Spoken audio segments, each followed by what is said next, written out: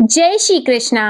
कार्तिक के महीने के शुक्ल पक्ष की नवमी तिथि पर आंवले के पेड़ की पूजा के साथ व्रत किया जाता है। इसे आंवला नवमी कहते हैं। आप सभी को आंवला नवमी की हार्दिक शुभकामनाएं। इसे अक्षय नवमी भी कहते हैं और इस दिन आंवले के पेड़ का पूजन करके परिवार के लिए आरोग्यता व सुख समृद्धि की कामना की जाती है। आज की इस वीडियो में आप सुनेंगे आंवला नवमी की पौराणिक कथाएं। आंवला नवमी स्वयं सिद्ध मुहूर्त भी है। इस दिन दान, जप और तप सभी अक्षय होकर मिलते हैं, अर्थात इनका कभी भी क्षय नहीं होता। भविष्य, स्कंद, पद्म और विष्णु पुराण के अनुसार इस दिन भगवान विष्णु, माता लक्ष्मी और आंवले के पेड़ की पूजा की जाती है। पूजा के बाद इस पेड़ की छाया में बैठकर खाना खाया जाता है। ऐसा करने से हर तरह के पाप और बीमारियां दूर हो जाती हैं। इस दिन किया गया तप, जप और दान इत्यादि व्यक्ति को सभी पापों से मुक्त करता है तथा सभी मनोकामनाओं की पूर्ति करने वाला होता है। अब आप सुनिए आंवला नवमी की पहली व्रत कथा। काशी नगर में एक निसंतान धर्मात्मा तथा दानी वैश्य रहता था। एक दिन वैश्य की पत्नी से एक पड़ोसन बोली, यदि तुम किसी पराये लड़के की बलि भैरव के नाम से चढ़ा दो तो तुम्हें पुत्र प्राप्त होगा। यह बात जब वैश्य को पता चली तो उसने अस्वीकार कर दिया, परंतु उसकी पत्नी मौके की तलाश में लगी रही। एक दिन एक कन्या को उसने कुएं में गिराकर भैरव देवता के नाम पर बलि दे दी। इस हत्या का परिणाम विपरीत हुआ। लाभ की जगह उसके पूरे बदन में कोढ़ हो गया तथा लड़की की प्रेत आत्मा उसे सताने लगी। वैश्य के पूछने पर उसकी पत्नी ने सारी बात बता दी। इस पर वैश्य कहने लगा, गौ वध, ब्राह्मण वध तथा बाल वध करने वाले के लिए इस संसार में कहीं जगह नहीं है। इसलिए तू गंगा तट पर जाकर भगवान का भजन कर और गंगा में स्नान कर, तभी तू इस कष्ट से छुटकारा पा सकती है। वैश्य की पत्नी पश्चाताप करने लगी और रोग मुक्त होने के लिए माँ गंगा की शरण में गई। तब गंगा ने उसे कार्तिक शुक्ल पक्ष की नवमी तिथि को आंवला के वृक्ष की पूजा कर आंवले का सेवन करने की सलाह दी थी, जिस पर महिला ने गंगा माता के बताए अनुसार इस तिथि को आंवला वृक्ष का पूजन कर आंवला ग्रहण किया था और वह रोग मुक्त हो गई थी। इस व्रत और पूजन के प्रभाव से कुछ दिनों बाद उसे दिव्य शरीर और पुत्र रत्न की प्राप्ति हुई। प्रेम से बोलिए गंगा माता की जय, लक्ष्मी माता की जय, विष्णु भगवान की जय। अब आप सुनिए आंवला नवमी की दूसरी कथा। एक बार दक्षिण में स्थित विष्णु कांची राज्य के राजा जयसेन थे। इनके इकलौते पुत्र का नाम मुकुंद देव था। एक बार जंगल में शिकार खेलने के दौरान राजकुमार मुकुंद देव की नजर व्यापारी कनकादिप की पुत्री किशोरी पर पड़ी।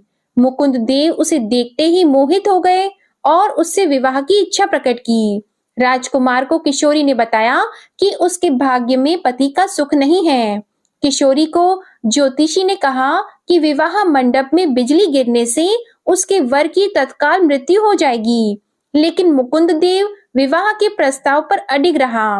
मुकुंद देव ने अपने आराध्य देव सूर्य और किशोरी ने भगवान शंकर की आराधना की। भगवान शंकर ने किशोरी से भी सूर्य की आराधना करने को कहा। भोले शंकर के कहे अनुसार किशोरी गंगा तट पर सूर्य भगवान की आराधना करने लगी। तभी विलोपी नामक दैत्य किशोरी पर झपटा। यह देखकर सूर्य देव ने उसे वहीं भस्म कर दिया।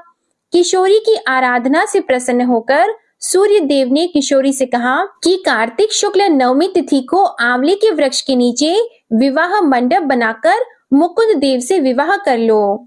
भगवान सूर्य के कहे अनुसार दोनों ने मिलकर मंडप बनाया। एकदम से बादल घिर आए और बिजली चमकने लगी। जैसे ही आकाश से बिजली मंडप की ओर गिरने लगी, आंवले के वृक्ष ने उसे रोक लिया। इसके बाद से ही आंवले के वृक्ष की पूजा की जाने लगी। बोलिए भगवान विष्णु जी की जय, भगवान शंकर की जय, सूर्य देव भगवान की जय। अब आप सुनिए आंवला नवमी की तीसरी कथा। बहुत समय पहले की बात है। एक सेठ था। वह हर साल आंवला नवमी के दिन ब्राह्मणों को आंवले के पेड़ के नीचे बैठाकर भोजन कराता था। इसके साथ ही सोना चांदी आदि भेंट में देता था। लेकिन यह सब चीजें सेठ के बेटों को बिल्कुल भी अच्छी नहीं लगती थी। ऐसे में वह अपने पिता से खूब झगड़ते थे। इन सब चीजों से तंग आकर सेठ ने घर छोड़ दिया और दूसरे गांव में जाकर बस गया। इसके साथ ही जीवन यापन के लिए उसने एक छोटी सी दुकान रख ली। इसके साथ ही उस दुकान के आगे एक आंवले का पेड़ लगाया। भगवान की कृपा इतनी हुई कि उसकी दुकान खूब चलने लगी। इसके साथ ही उसने अपने नियम को न तोड़ते हुए हर साल आंवला नवमी के दिन विधिवत पूजा करने के साथ ब्राह्मणों को भोजन कराकर दान दिया। वहीं दूसरी ओर सेठ के पुत्रों का व्यापार ठप हो गया। ऐसे में सेठ के बेटों को समझ आने लगा कि वो अपने पिता के भाग्य से ही खाते थे। अपनी गलती समझकर वे अपने पिता के पास गए और अपनी गलती की माफी मांगने लगे। फिर पिता के कहने के बाद उन्होंने भी आंवले के पेड़ की पूजा शुरू की और दान भी किया। इसके प्रभाव से सेठ के बेटों के घर पहले की तरह खुशहाली आ गई और सुख समृद्धि के साथ वे रहने लगे। बोलिए श्री लक्ष्मी नारायण भगवान की जय। अब आप सुनिए आंवला नवमी की अन्य कथा। एक सेठ सेठानी थे। उनके 5 बेटे बहू थे। सेठ सेठानी बहुत धार्मिक प्रवृत्ति के थे और दानवीर भी थे। सेठ जी खूब धनवान थे। उनके पास इतना सोना चांदी और रुपए पैसे थे कि उनको समेटने और रखने के लिए कई नौकर चाकर थे और वे भी धन को गिनने के बजाय तराजू में तोल कर रखते थे। मतलब सेठ जी की 7 पुश्तें घर बैठकर खाएं तो भी धन कम न हो। सेठानी जी का एक नियम था। वे रोज पूजा करके एक सोने का आंवला दान देती थी, फिर ही खाना खाती थी। इस तरह सेठ जी और सेठानी जी आराम से रहते थे। पर एक दिन सेठानी की बहुओं ने सोचा कि यदि माँ सब रोज इसी तरह से एक सोने का आंवला दान देती रही तो कुछ ही दिन में हमारे पास कुछ नहीं बचेगा। तो क्यों ना माँ से कहें कि वे रोज एक सादा आंवला दान करें, न कि सोने का आंवला। इसके बाद सब बहुएं मिलकर सासू जी से कहती हैं कि वे सोने के आंवले की जगह सादा आंवला दान करके खाना खा लिया करें। सेठानी जी उनकी बात मान लेती है और रोज एक सादा आंवला दान करने लग जाती है। पर कुछ दिन बाद उनकी बहुओं को सेठानी जी का वो सादा आंवला दान करना भी अखरने लगता है और वे सासू जी को आंवला दान देने से मना करती हैं।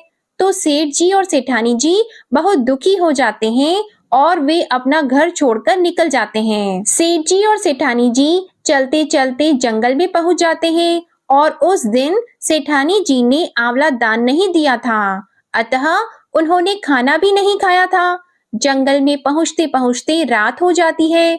सेठ जी सेठानी जी वहीं एक घने पेड़ के नीचे सो जाते हैं।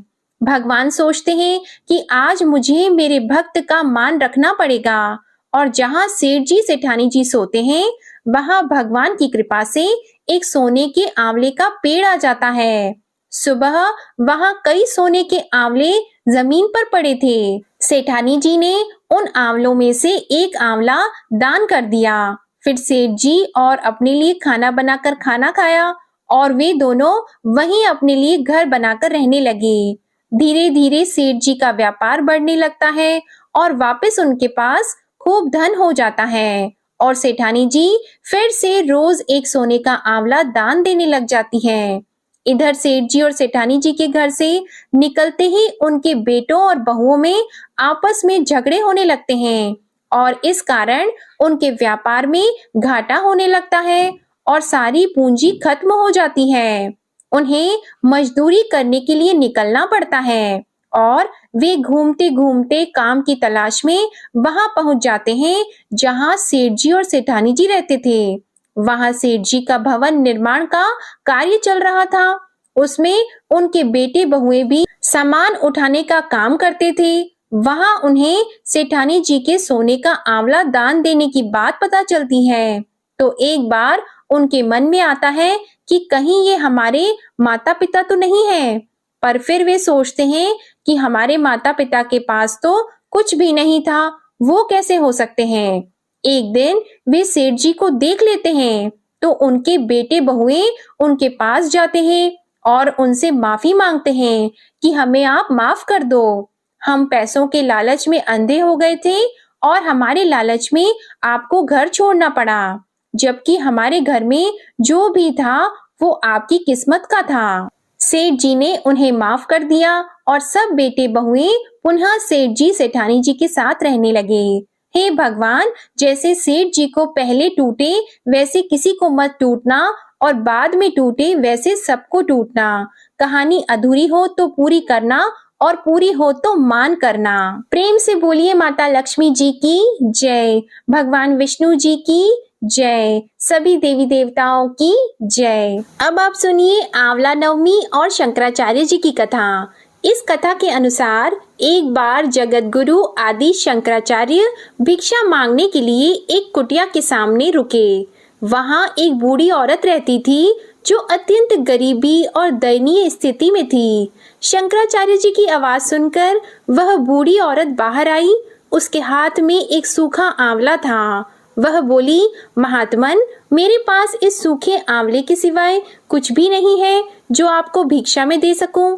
शंकराचार्य जी को उसकी स्थिति पर दया आ गई और उन्होंने उसी समय उसकी मदद करने का प्रण लिया।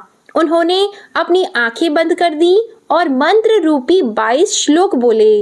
ये 22 श्लोक कनकधारा स्तोत्र के श्लोक थे। इससे प्रसन्न होकर माँ लक्ष्मी ने उन्हें दिव्य दर्शन दिए और कहा कि हे शंकराचार्य, इस औरत ने अपने पूर्व जन्म में कोई भी वस्तु दान नहीं की। यह अत्यंत कंजूस थी और मजबूरी वश कभी किसी को कुछ देना ही पड़ जाए तो यह बुरे मन से दान करती थी। इसलिए इस जन्म में इसकी यह हालत हुई है। यह अपने कर्मों का फल भोग रही है, इसलिए मैं इसकी कोई सहायता नहीं कर सकती। शंकराचार्य ने देवी लक्ष्मी की बात सुनकर कहा, हे महालक्ष्मी, इसने पूर्व जन्म में अवश्य ही दान धर्म नहीं किया है, लेकिन इस जन्म में इसने पूर्ण श्रद्धा से मुझे यह सूखा आंवला भेंट किया है। इसके घर में कुछ नहीं होते हुए भी इसने यह मुझे सौंप दिया।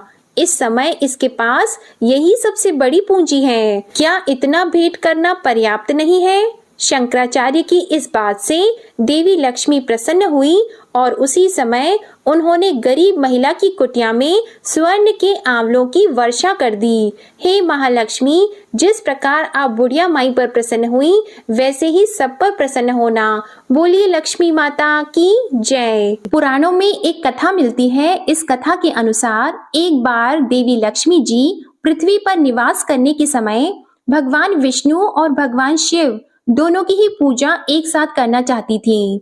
लक्ष्मी जी ने बहुत विचार किया कि एक साथ भगवान विष्णु और भगवान शिव की पूजा कैसे हो सकती है। तुलसी जी और बेल के गुण एक साथ आंवले के वृक्ष में पाए जाते हैं और आंवला भगवान शिव और भगवान विष्णु का प्रतीक होता है। ऐसे में तुलसी जी भगवान विष्णु को प्रिय है और बेल भगवान शिव को। आंवले के वृक्ष को भगवान विष्णु जी और शिव जी का प्रतीक मानकर फिर लक्ष्मी जी ने आंवले के वृक्ष की पूजा की और पूजा से प्रसन्न होकर भगवान विष्णु और शिव जी वहां प्रकट हुए। लक्ष्मी जी ने आंवले के वृक्ष के नीचे भोजन पकाकर भगवान विष्णु और भगवान शिव जी को भोजन कराया। इसके बाद स्वयं भी भोजन किया और जिस दिन यह घटना घटित हुई उस दिन कार्तिक शुक्ल पक्ष की नवमी तिथि थी। कहते हैं तभी से इस दिन आंवला पूजन की परंपरा आरंभ हुई। अब सुनिए गणेश भगवान की कथा। एक साहूकार था, उसके घर रोज एक ब्राह्मणी रोटी लेने के लिए घर आती थी।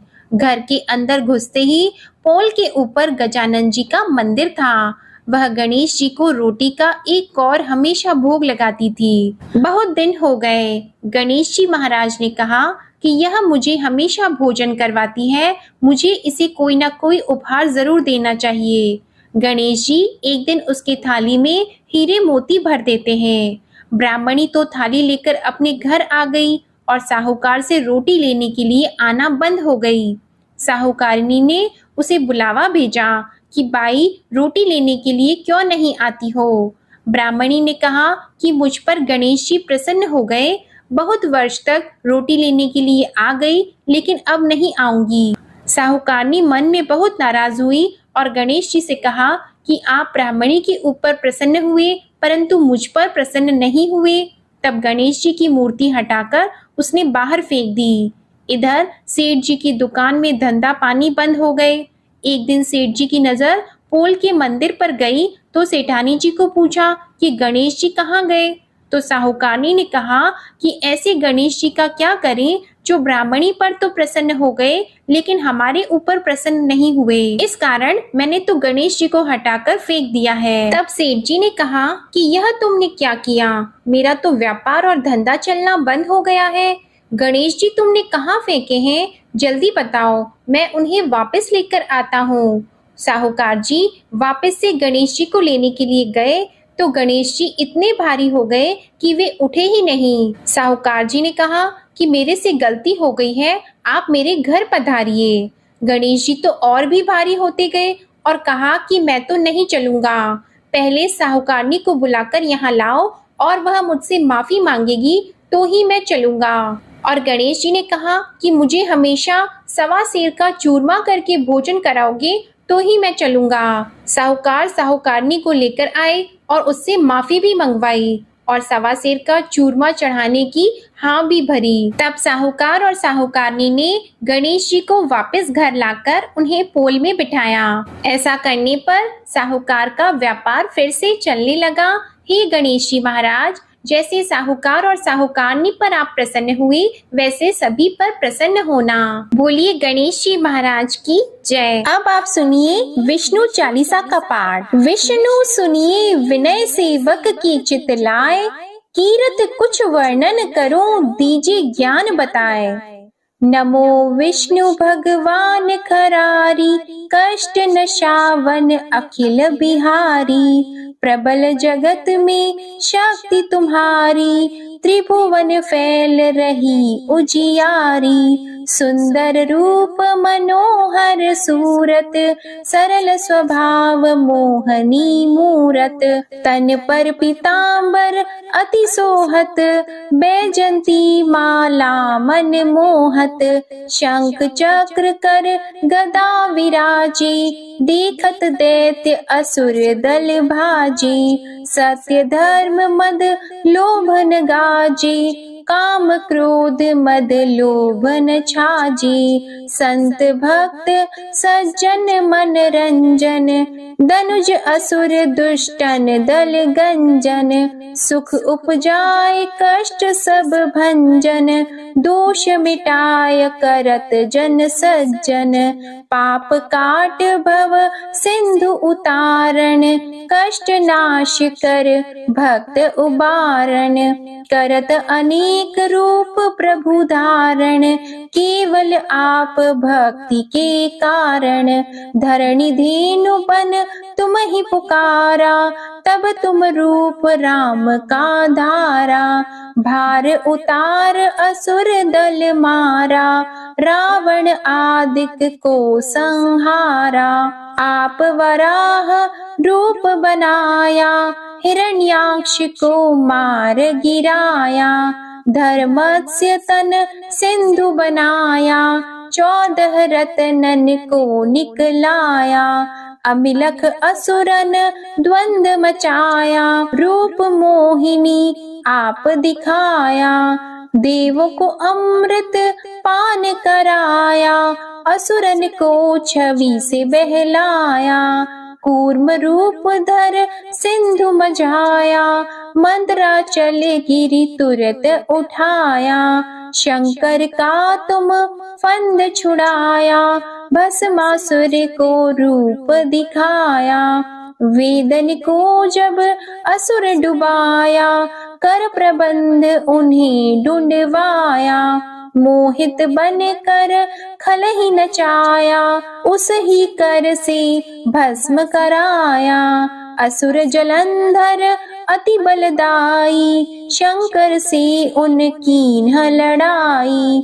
हार पार शिव सकल बनाई, कीन सती से छल खल जाई। सुमिरन कीन तुम्हें शिव रानी, बतलाई सब विपत कहानी, तब तुम बने मुनीश्वर ज्ञानी। वृंदा की सब सुरति भुलानी, देख तीन धनुज शैतानी। वृंदा आए तुम्हें लपटानी, हो स्पर्श धर्म क्षति मानी। हना असुर उर शिव शैतानी, तुमने ध्रुव प्रहलाद उबारे।